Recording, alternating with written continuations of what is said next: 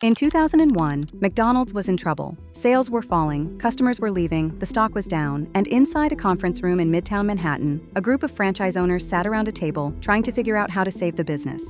One of them, a franchisee named Jim Lewis, had an idea. An idea so simple it sounded almost too obvious. Sell things for $1. That one idea didn't just save McDonald's. It completely changed how the entire fast food industry thinks about pricing. But it also created a problem that McDonald's is still dealing with, over 20 years later. This is the story of the dollar menu. By the late 90s, McDonald's had been on an expansion spree. They went from about 16,000 restaurants to 29,000 in just 5 years. That's roughly 7 new stores, every single day. But all that growth came at a cost. Service quality dropped. Same-store sales barely grew. And then the economy slowed down after the dot-com crash, which only made things worse. By 2002, McDonald's posted its first quarterly loss since going public in 1965. The stock had fallen from over $46 to around $16. The CEO resigned. The company was closing hundreds of restaurants. McDonald's needed a way to get customers back through the door, fast. Other chains like Wendy's and Taco Bell had already found success with value menus. But McDonald's had never committed to this kind of strategy at a national level, until Jim Lewis and his fellow franchisees pushed for something different. The idea was simple but powerful. Instead of offering set meal combos at a discount, let customers build their own meal, entirely from $1 items. Want 2 McChickens and an apple pie? $3. A cheeseburger, small fries, and a sundae? $3. The customer gets to choose. And that element of choice was the breakthrough. They tested it first in New York City, backed by a major advertising push, and it was an immediate hit. By late 2002, the dollar menu went nationwide. The results were dramatic. In the months after the dollar menu launched, McDonald's U.S. same-store sales completely turned around. By December 2003, just 1 year after the launch, sales were up over 12%. The dollar menu didn't just bring customers back to McDonald's, it sent shockwaves through the entire industry. Burger King scrambled to update their value menu. Taco Bell launched new dollar items. Everyone was trying to keep up. But here's where the story gets interesting, because the dollar menu had a hidden problem.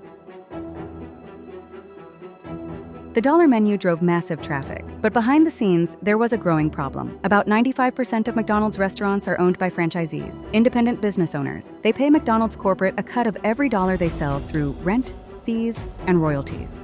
But it's the franchisees who pay for the food, the staff, and everything it takes to actually run the restaurant. And the dollar menu was eating into their margins.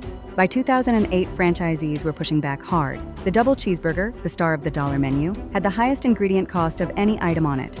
Some franchise owners were losing money on every single one they sold. So McDonald's made a really smart pricing move. They created the McDouble. Same 2 beef patties, same bun, same toppings, but 1 slice of cheese instead of 2. 1 slice of cheese costs a restaurant about 6 cents. That's the entire difference. They kept the McDouble at $1, raised the original double cheeseburger to $1.19, and moved it off the dollar menu.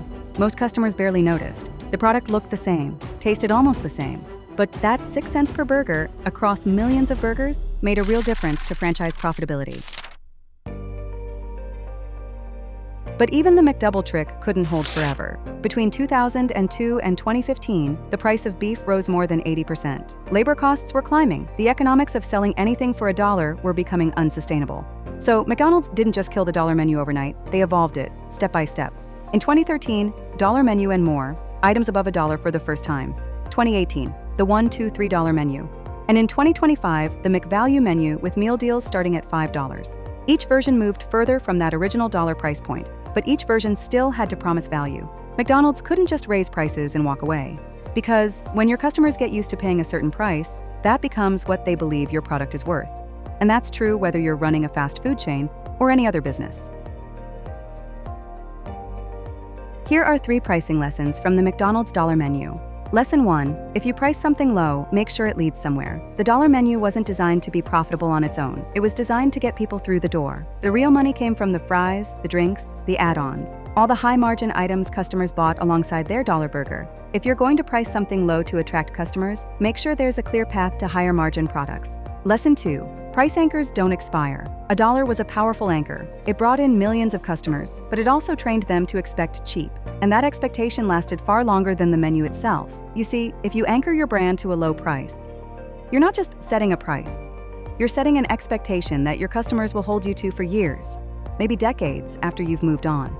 Lesson 3, When you need to protect margins, make the small changes first. Before McDonald's raised any prices, they removed one slice of cheese, created the McDouble. Most customers never even noticed the difference, but that 6 cents per burger saved franchise owners real money. So, before you raise your price, look at your product.